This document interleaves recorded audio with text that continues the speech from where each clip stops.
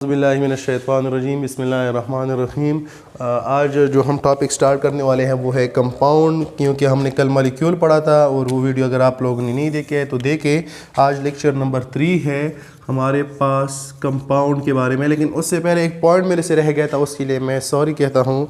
वो पॉइंट ये था कि जितनी भी हमारे पास होमो एटॉमिक मॉलिक्यूल होते हैं वो एलिमेंट भी कहलाएंगे। अगर एमसीक्यूज में आ जाए कि O2 या O3 या S8 या P4 जितनी भी है हमारे पास, याद रखिए कि अगर आपसे पूछा जाए कि वो हमारे पास मॉलिक्यूल हैं या एलिमेंट है तो आप लोग का जवाब होना चाहिए कि बोथ। अगर ऑल ऑफ दिस का ऑप्शन है तो फिर ऑल ऑफ दिस कहोगे, क्योंकि आप लोगों को पता है कि element composition of same atom, तो ऑक्सीजन का एक एटम दूसरा एटम, ऑक्सीजन का एक एटम दूसरा एटम तीसरा एटम, क्लोरीन का एक एटम क्लोरीन का दूसरा, तो सेम एटम की कंपोजिशन से एलिमेंट ही बनता था। तो आज हम जाते हैं फिर इसके बाद कंपाउंड की तरफ। ये पॉइंट आपको समझ आ गए, जितनी भी होमो एटॉमिक मॉलिक्यूल है वो तमाम एलिमेंट भी होंगे। तो कंपाउंड में याद रखें कि मैं आपको सबसे पहले जर्नल वो करूँ कंपाउंड और मॉलिक्यूल में जो डिफरेंस है। मॉलिक्यूल में हमने कहा था कि दो या दो से ज़्यादा सेम या डिफरेंट एटम कोवैलेंट बॉन्ड के ज़रिए बॉन्ड हो जाए।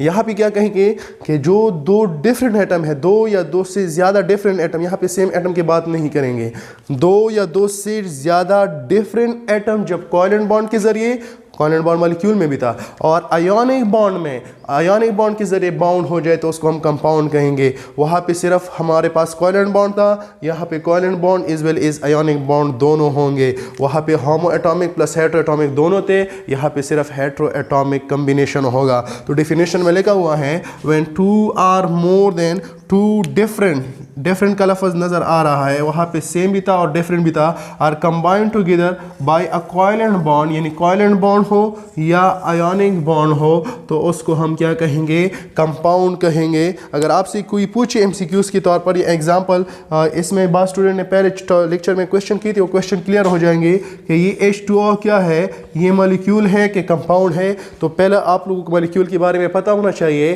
कि मॉलिक्यूल सेम एटम हो या डिफरेंट एटम हो, इससे हमारा कोई काम नहीं, लेकिन कौन सा बॉन्ड होना चाहिए, कोवैलेंट बॉन्ड। कोवैलेंट बॉन्ड किसके दरमियान बनता था, नॉन मेटल के दरमियान। तो नॉन मेटल हमारे पास क्या थे, कौन कौन से थे, मैंने आपको बताया थी, फिर बता रहा हूँ। नॉन मेटल मेरे पास थे, हमारे पास नॉन मेटल जो थे hydrogen, fluorine, chlorine, bromine, iodine, phosphorus, sulphur, oxygen, ये हमारे पास नॉन मेटल थे। और इसके साथ नोबल गैसेस भी जितने हैं वो भी नॉन मेटल है, क्योंकि नोबल गैसेस तो सिंगल एटम से बने होते हैं, इसलिए उसकी बात नहीं करते हैं। तो आप लोग देखिए हाइड्रोजन नॉन मेटल, ऑक्सीजन और ऑक्सीजन भी नॉन मेटल। तो ये मेरे पास मॉलिक्यूल है, क्योंकि नॉन मेटल के दरमियान कोवैलेंट बॉन्ड बनता है और कोवैलेंट बॉन्ड हमारे पास मॉलिक्यूल में मौजूद होता है। ये कंपाउंड है कि नहीं है, कंपाउंड के लिए हमने डिफरेंट कहा है, बेशक हाइड्रोजन और ऑक्सीजन दोनों डिफरेंट एटम है, आया इसके दरमियान बॉन्ड कोवैलेंट हो या आयोनिक हो, इससे हमारा कोई काम नहीं है, लेकिन डिफरेंट होगा तो हमारे पास ये कंपाउंड भी है, कंपाउंड भी है, ये हमारे पास कंपाउंड भी है। अगर आपसे कोई पूछे कि आप मुझे बताएं कि सोडियम क्लोराइड कंपाउंड है कि मॉलिक्यूल है, तो याद रखें हमारे पास आयोनिक बॉन्ड जो होता है वो किस चीज़ से बना होता है। तो ये मैं मिटा रहा हूँ कि हमारे पास आयोनिक बॉन्ड यानी कोवैलेंट बॉन्ड किस चीज़ से बना था, non metal plus non metal से। याद रखें मैं इस पर कंप्लीट वीडियो बनाऊंगा, यहाँ पे कोवैलेंट बॉन्ड खत्म नहीं होता है। आयोनिक बॉन्ड हमारे पास किस चीज़ से बना होता है, आयोनिक बॉन्ड क्या होता है वो मैं डिटेल में पढ़ाऊँगा, लेकिन अब थोड़ा याद रखिए, मेटल प्लस नॉन मेटल के दरमियान। नॉन मेटल तो मैंने बताए हैं कि नॉन मेटल कौन कौन से थे, hydrogen, oxygen, nitrogen, phosphorus, sulphur, chlorine, bromine, iodine. और मेटल कौन से है, याद रखिए विदाउट हाइड्रोजन, हाइड्रोजन के अलावा first two group are metal, first two groups are metal. हमारे पास पहले दो जो ग्रुप होते हैं वो मेटल होते हैं, और भी ज़्यादा है लेकिन हम ये सिर्फ ज़्यादातर पढ़ते हैं।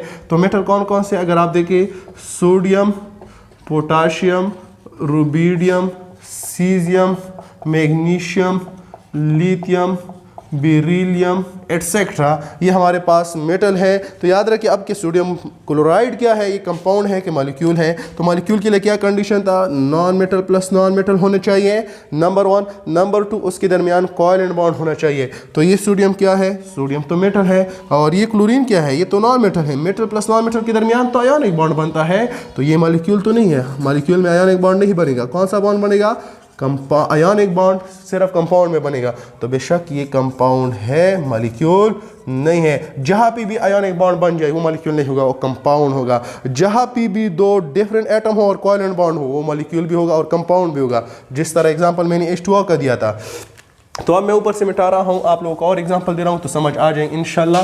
तो एग्जांपल से मैं आपको समझाऊंगा, जितने मैं एग्जांपल ज़्यादा दूंगा आप लोगों को ज़्यादा समझ आएगा। सही है। अगर आपसे कोई पूछे कि आप मुझे बताए O3 मॉलिक्यूल है कि कंपाउंड है, H2O तो क्या NH3 कंपाउंड है मॉलिक्यूल है, KCl मॉलिक्यूल है कंपाउंड है, F2 मॉलिक्यूल है कंपाउंड है। आसान सी बात है। O3 हमारे पास सेम एटम से बना हुआ है, सेम एटम से हो और नॉन मेटल के दरमियान हो, ऑक्सीजन बिल्कुल नॉन मेटल है, हमने लिखा था।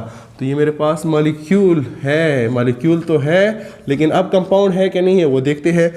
कंपाउंड के लिए क्या होना चाहिए? Different atom. ये तो सेम एटम है, कंपाउंड तो बिल्कुल नहीं है। सेम जितनी भी मॉलिक्यूल होंगे वो कंपाउंड नहीं होंगे, कंपाउंड नहीं होंगे। होमो एटॉमिक मॉलिक्यूल जो होती हैं वो कंपाउंड नहीं होंगे। NH3 क्या है? नाइट्रोजन भी नॉन मेटल, हाइड्रोजन भी नॉन मेटल। सही है। नॉन मेटल के दरमियान कोवेलेंट बॉन्ड, मॉलिक्यूल तो है, कंपाउंड है कि नहीं है? कंपाउंड के लिए डिफरेंट एटम होना चाहिए, कोवेलेंट बॉन्ड या ionic bond doesn't matter, compound भी है ये, क्योंकि डिफरेंट एटम लाजमी करार, different atom compounds different atom को देखेंगे। KCl पोटाशियम तो मेरे पास मेटल है, क्लोरीन नॉन मेटल है। मेटल प्लस नॉन मेटल के दरमियान आयोनिक बॉन्ड बनता है। जब आयोनिक बॉन्ड बनता है मॉलिक्यूल में तो कोवेलेंट बॉन्ड है, आयोनिक बॉन्ड नहीं है, तो मॉलिक्यूल नहीं है, ये मॉलिक्यूल नहीं है, कंपाउंड है, कंपाउंड है। F2 हमारे पास फ्लोरीन तो नॉन मेटल है, नॉन मेटल के दरमियान कोवेलेंट बॉन्ड बनता है और दोनों सेम भी है, होमो एटॉमिक भी है। और मैंने आपको बताया कि होमो एटॉमिक सिर्फ मॉलिक्यूल होंगे और कंपाउंड नहीं होंगे। सही है। अगर आपसे मैं पूछूं कि इसमें कौन सा ऐसा चीज़ है, ऐसा कौन सा हमारे पास है कि जिसका हमारे पास सिर्फ कंपाउंड हो, मॉलिक्यूल नहीं हो, ये मॉलिक्यूल नहीं है, कंपाउंड है। इसमें हमारे पास होमो डाई एटॉमिक मॉलिक्यूल कौन सा है? ये है। Homo mean same, di mean two, atomic mean atom. सही है। इसमें मेरे पास triatomic, homo triatomic molecule कौन सा है? और 3 एटम से बना है, सेम भी है, मॉलिक्यूल भी है। इसमें कौन सा हमारे पास मॉलिक्यूल भी है? और which one of the following is molecule is well is compound? NH3। तो क्या मतलब हुआ कि जितनी भी कंपाउंड हो, आयोनिक कंपाउंड जिसमें आयोनिक बॉन्ड मौजूद हो, मॉलिक्यूल नहीं होंगे।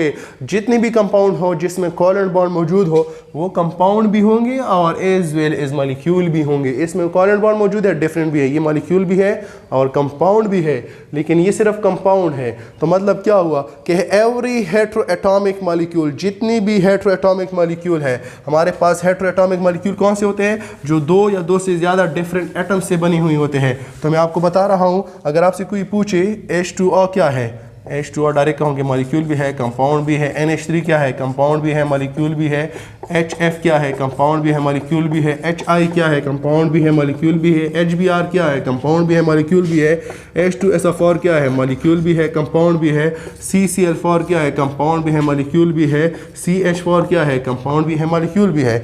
ये सब हमारे पास hydrogen, oxygen, nitrogen, carbon, phosphorus, sulphur, chlorine non metal है। नॉन मेटल के दरमियान कोवेलेंट बॉन्ड बनता है। तो कोवेलेंट बॉन्ड मॉलिक्यूल की प्रॉपर्टी, मॉलिक्यूल और मॉलिक्यूल। कंपाउंड किस तरह? डिफरेंट एटम होना चाहिए, कोवेलेंट बॉन्ड हो या आयोनिक। मॉलिक्यूल के डिफरेंट एटम और कोवेलेंट बॉन्ड, और आयन कंपाउंड की डिफरेंट एटम और कोवेलेंट बॉन्ड, ये प्रॉपर्टी सेम है। तो जितनी भी हेटेरोएटॉमिक मॉलिक्यूल हो वो कंपाउंड होंगे। लेकिन कंपाउंड की हेटेरोएटॉमिक मॉलिक्यूल यानी डिफरेंट एटम और उसके अंदर आयोनिक बॉन्ड, फिर वो मॉलिक्यूल नहीं होगा, क्योंकि मॉलिक्यूल में आयोनिक बॉन्ड नहीं है। फॉर एग्जांपल किस तरह? एग्जांपल से आपको मैं समझा रहा हूँ, एग्जांपल से समझ आ जाएगा आपको कि ये मेरे पास मॉलिक्यूल है और कंपाउंड नहीं है। और दूसरे होमो एटॉमिक मॉलिक्यूल जितनी भी है वो कंपाउंड नहीं हो सकते हैं। हेटेरोएटॉमिक मॉलिक्यूल जितनी भी है वो कंपाउंड होंगे। फॉर एग्जांपल अगर मैं आपको कहूँ कि सिर्फ कौन से कंपाउंड हो सकते हैं? सोडियम क्लोराइड, क्योंकि इसमें ionic bond. Potassium chloride ionic bond, हमारे पास potassium bromide ionic bond, potassium iodide ionic bond, magnesium chloride ionic bond, हमारे पास आयोनिक बॉन्ड। हमारे पास ये सिर्फ कंपाउंड है, मॉलिक्यूल नहीं है, क्योंकि इनके अंदर आयोनिक बॉन्ड मौजूद है और आयोनिक बॉन्ड प्रॉपर्टी है किस चीज़ की, कंपाउंड की। और दूसरी बात यह है कि जितनी भी लेक्चर मैंने दी है उसको आप लोग गौर से देखें, उस पर समझने की कोशिश करें। बहुत आसान है, ख़ुद को कंफ्यूज ना करें, ये बेस्ट कंसेप्ट है, आपके लिए काम आएगा। और याद रखें, मैं जितना आगे जाऊँगा ये चीज़ इस्तेमाल होता जाएगा। इसके बाद जो मैं टॉपिक दूंगा वो होगा मेटल प्लस नॉन मेटल, फिर आयोनिक बॉन्ड, फिर मैं थोड़ा मॉडल पेपर की तरफ जाऊंगा ताकि आप लोग का बेसिक क्लियर हो। यहाँ पे स्टूडेंट कंफ्यूज होते हैं। तो एटम और एलिमेंट, मॉलिक्यूल और कंपाउंड में उम्मीद है आपको समझ आया होगा।